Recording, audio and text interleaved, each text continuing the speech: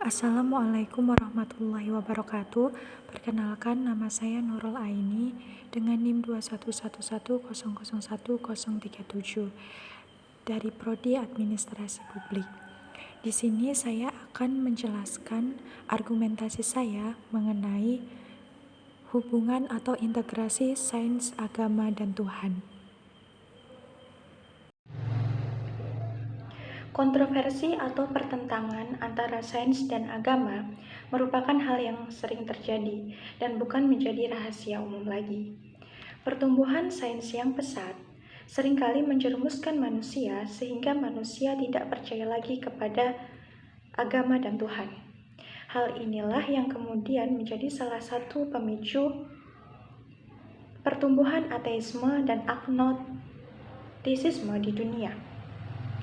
Bahkan banyak para ahli yang berpendapat bahwa agama sudah tidak relevan lagi bagi kehidupan modern yang ditopang oleh sains dan teknologi.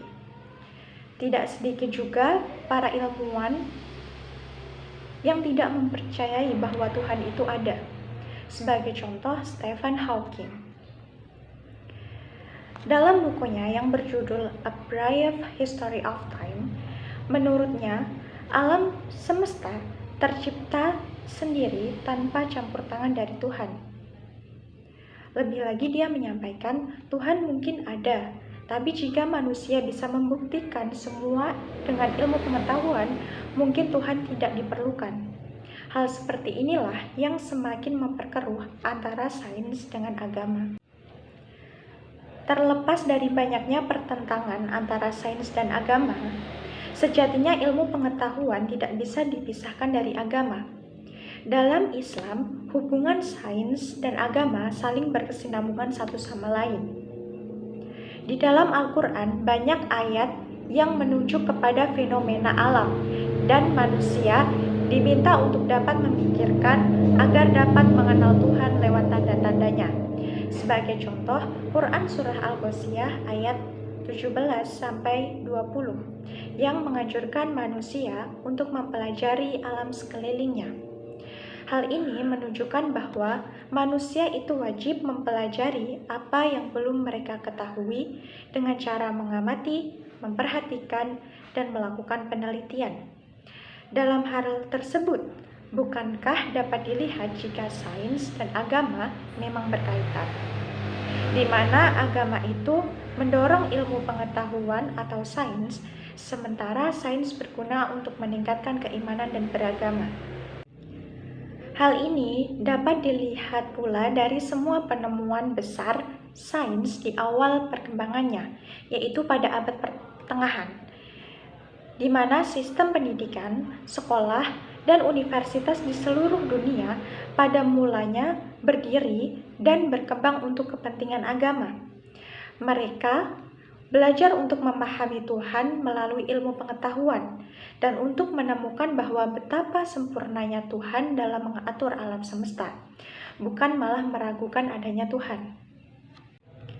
Sebenarnya, banyak contoh yang bisa kita jadikan bukti bahwa Tuhan itu memang ada dan Tuhan itu masih ikut campur dalam alam semesta ini. Sebagai contoh, bila kita melihat bayi yang lahir dari seorang rahim ibu, akan muncul pertanyaan, siapa yang memberikan ruh bayi itu sehingga bayi itu bisa hidup? Kemudian, berapa lama bayi yang baru lahir itu bisa hidup? Jawaban pertanyaan seperti ini membuktikan bahwa Tuhan masih ikut campur dengan fenomena alam semesta. Tuhan tidak menganggur.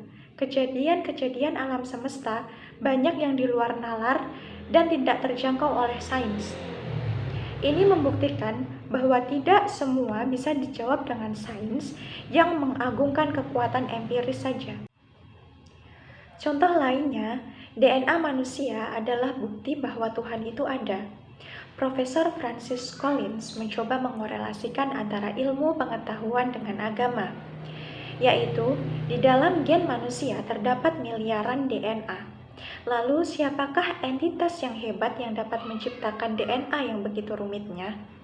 Apakah mikroorganisme ini menciptakan dirinya sendiri atau tiba-tiba ada ketidaksengajaan? Jawabannya, Tentu karena hal ini merupakan desain yang luar biasa dari sesuatu yang sangat hebat di luar jangkauan intelijensi manusia. Jika di dalam DNA saja terdapat sistem yang kompleks, bagaimana dengan alam semesta ini? Bagaimana pula planet-planet bisa berevolusi dalam garis edarnya? Apakah terjadi karena planet mempunyai kehendak sendiri? Tentu tidak. Tuhanlah yang sudah menentukan aturan tersebut. Dari materi agama dan sains, maka dapat ditarik kesimpulan bahwa sebenarnya sains dapat mempertebal keyakinan dan keimanan seseorang dalam beragama. Tetapi di sisi lain, sains juga dapat mengikis kepercayaan terhadap agama. Hal ini sangat tergantung dari bagaimana kita menyikapi ilmu pengetahuan yang begitu pesat.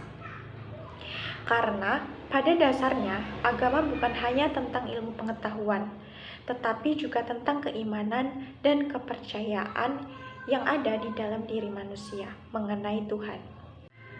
Mungkin itu saja yang bisa saya sampaikan mengenai bagaimana hubungan atau integrasi antara sains, agama, dan Tuhan.